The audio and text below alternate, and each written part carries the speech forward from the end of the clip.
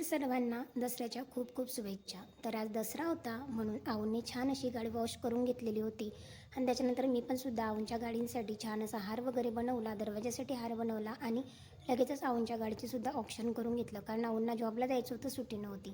त्याच्यानंतर घरातली कामे वगैरे आवरली आणि ते सुंदर अशी छोटीशी रांगोळी काढलेली होती कारण बराच म्हणजे टाईमच नव्हता जास्त म्हणून म्हटलं चला छोटी का होईना आपण एक छोटीशी रांगोळी काढली. त्याच्यानंतर संध्याकाळी असं सरस्वती पूजन करून घेतलं, छान दिवा लावला आणि सर्व जे काही माझ्याकडे ग्रंथ आहेत आणि म्हणजे जे केंद्राचे आहेत, जे काय मी वाचत असते, सेवा सांगत असते किंवा स्वतः करत असते, त्यांच्या सर्वांचं औक्षण केलं, सर्वांना फूल अर्पण केलं.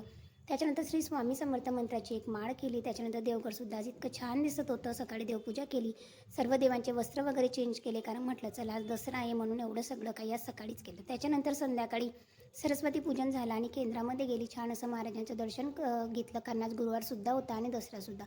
त्याच्यानंतरचे जे काही फोटोज काढले ते तुमच्यासोबत असे शेअर केले आणि रांगोळीसुद्धा तितकी छान वाटत होती आणि त्याच्यानंतर पूजनसुद्धा. तर तुमचा दिवस कसं गेला नक्की कॉमेंट सेक्शनमध्ये सांगा. थँक्यू.